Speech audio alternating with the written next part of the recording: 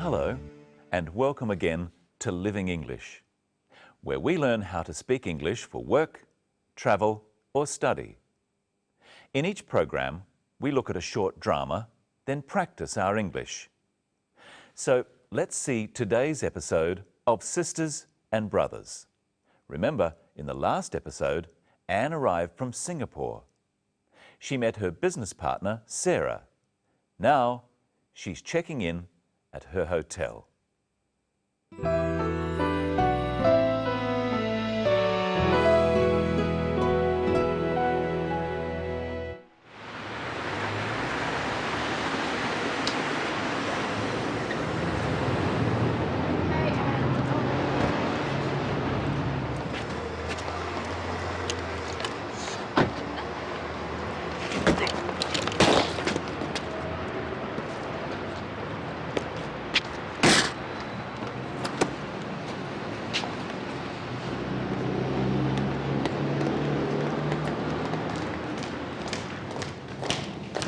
Thank you very much for picking me up. You're very welcome. You'll be all right here? Thanks, I'll be fine. And thank you, Mark, for helping with my heavy bag. Oh, don't mention it. All right then. Nice to meet you finally. I'll ring you tomorrow. Nice to meet you too. Goodbye. Good morning. Would you like to check in? Yes, please. And your name? Anne Lee? Yes. Could you just fill this out, please? How long will you be staying? 2 weeks. Are you here on business? Mainly business. Will you need a hire car? No, thank you. And will you need a map of the city? Maybe later. And will you want a newspaper in the morning? No, thank you. Okay. And how will you be paying, Ms. Lee? Credit card. Thank you. There you go.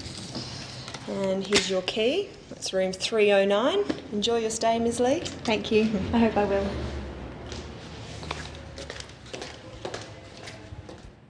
In that episode, we saw how to say thank you and how to reply. Let's have another look. Thank you very much for picking me up. You're very welcome. Anne says, thank you very much.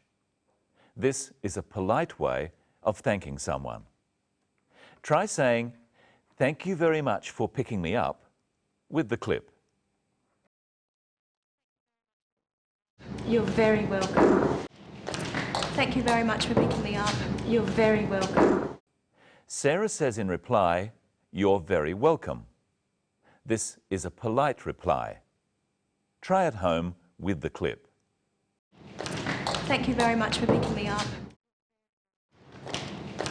Thank you very much for picking me up. You're very welcome.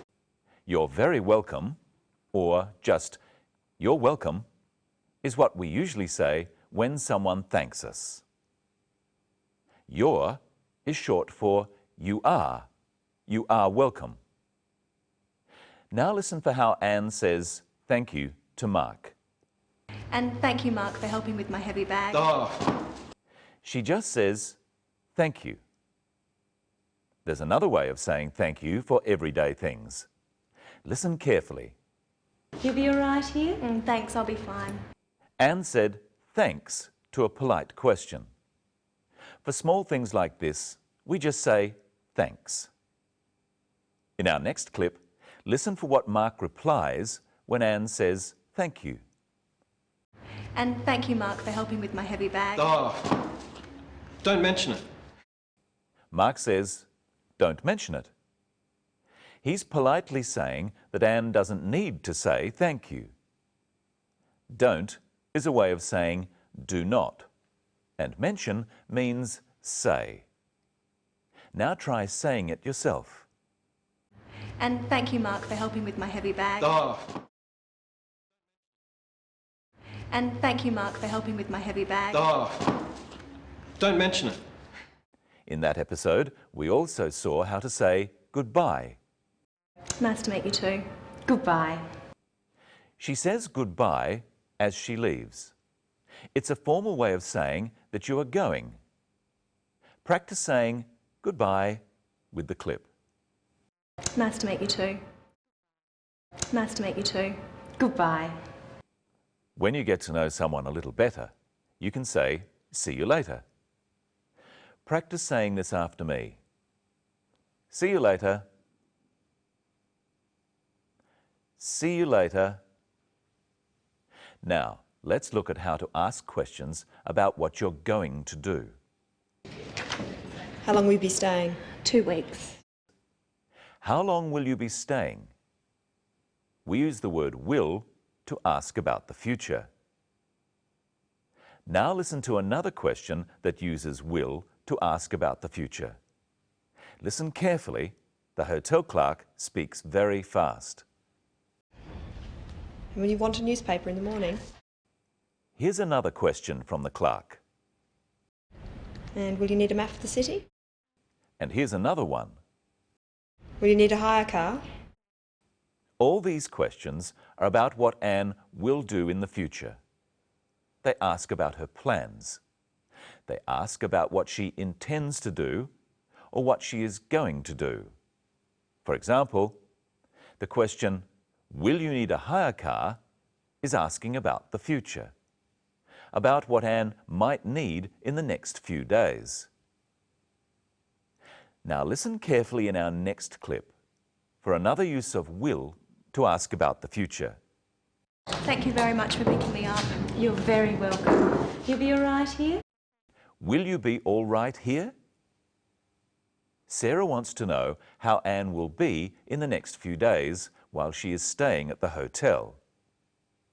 In the next clip, see how the word will is used when you are not asking a question.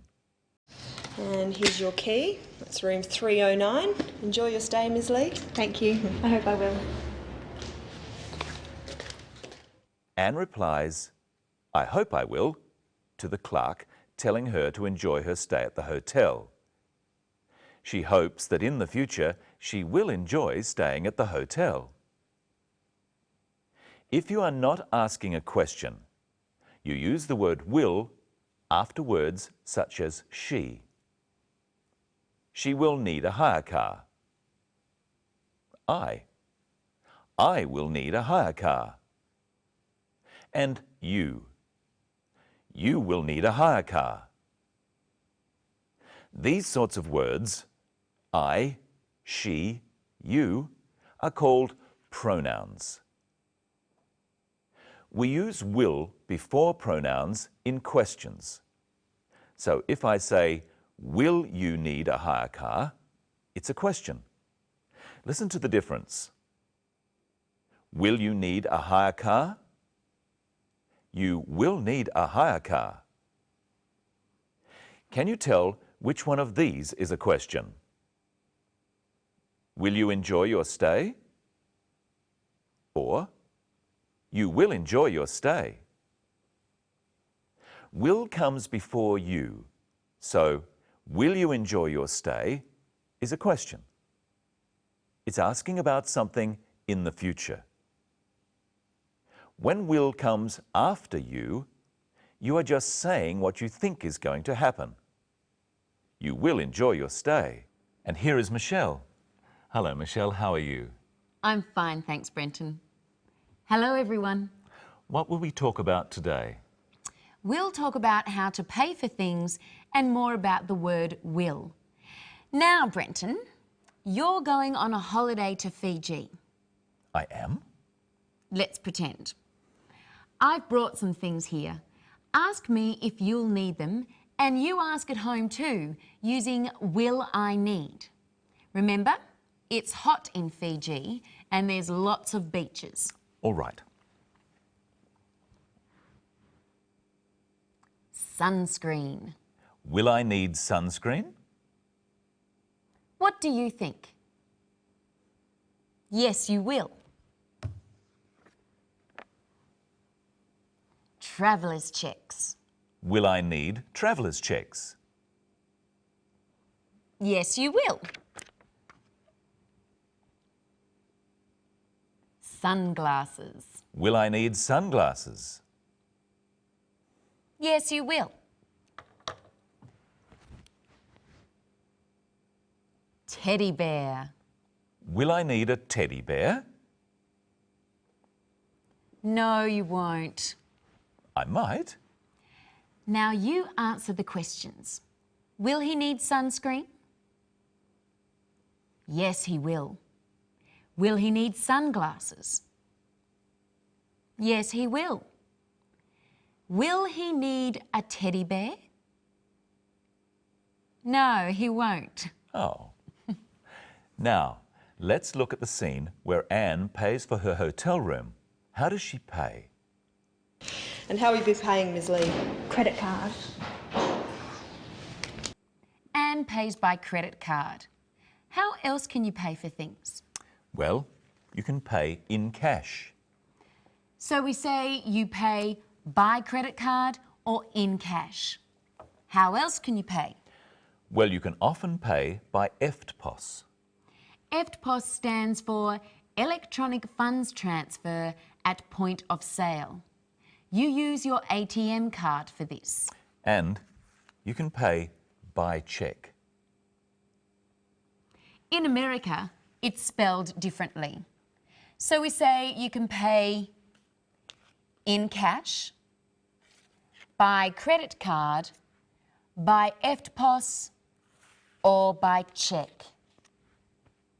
Practice saying by credit card with the clip.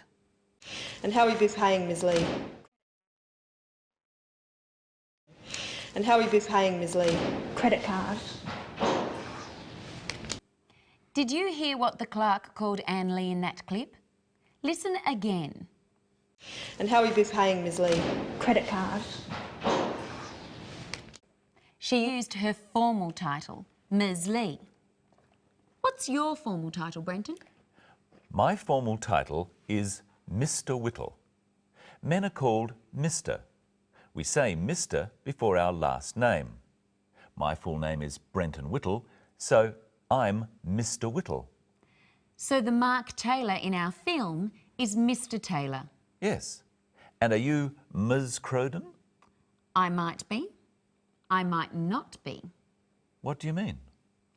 Women can be called Ms., Miss or Mrs. Well, they all sound like each other. Yes, but they're different. You can only be called Miss if you're not married and Mrs. if you are married. Are you a Miss or a Mrs.? I like to be called Ms. Any woman can be called Ms., just like any man can be called Mr. Practice these after me. Mr. Whittle. Mrs. Taylor. Miss Taylor. Ms. Lee. Have a go at saying Ms. Lee with the clip. And how will you be paying, Ms. Lee? Now it's time for a memory test. How are you going to pay? By credit card? By cheque? In cash? And I hope you'll watch our next program. We'll find out how to make appointments and about words to do with time. So until then, see you later.